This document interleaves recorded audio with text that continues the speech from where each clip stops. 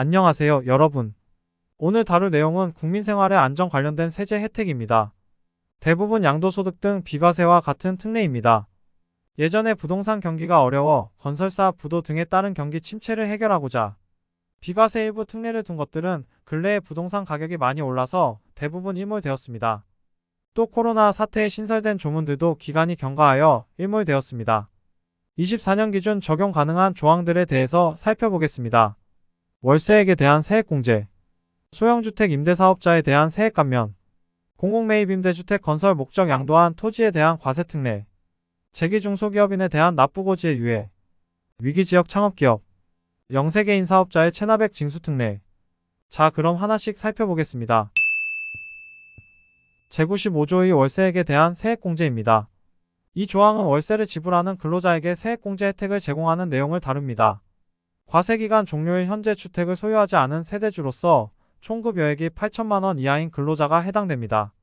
이 경우 근로자는 지급한 월세액의 15%를 세액공제 받을 수 있으며 총급여액이 5,500만원 이하인 경우에는 공제율이 17%로 증가합니다.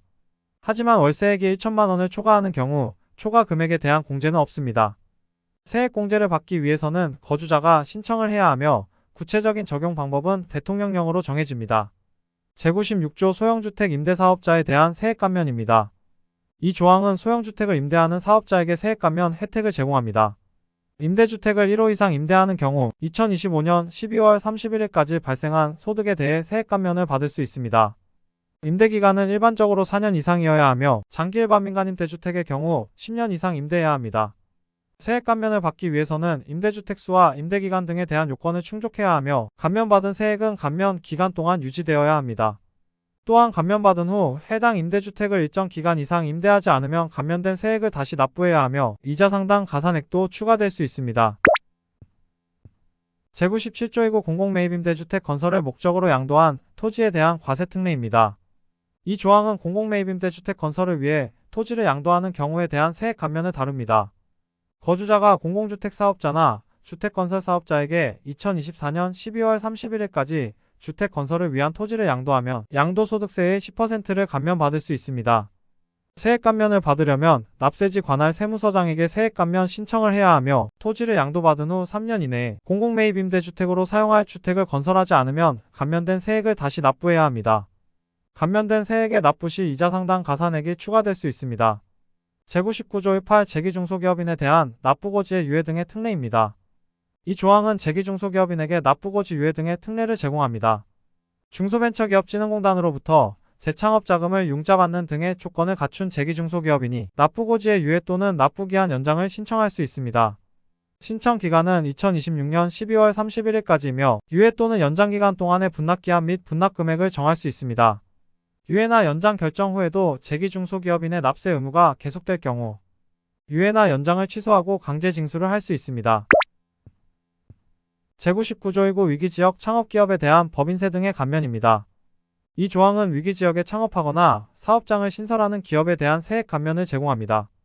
2025년 12월 31일까지 위기지역에서 특정 업종으로 창업하거나 사업장을 신설하는 기업은 최초 소득 발생 과세 연도부터 5년간 소득세 또는 법인세의 전액을 감면받고 그 다음 2년 동안은 50%를 감면받습니다.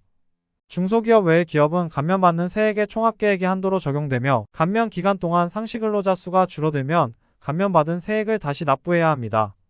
제99조 20 영세개인 사업자의 체납액 징수특례입니다. 이 조항은 징수 곤란한 체납액에 대한 특례를 다룹니다. 세무서장은 종합소득세 및 부가가치세 체납액이 있는 영세개인 사업자가 신청하면 최대 3천만원까지 체납액의 납부 의무를 소멸시킬 수 있습니다. 체납액의 소멸 신청은 2020년 1월 1일부터 2027년 12월 31일까지 가능합니다.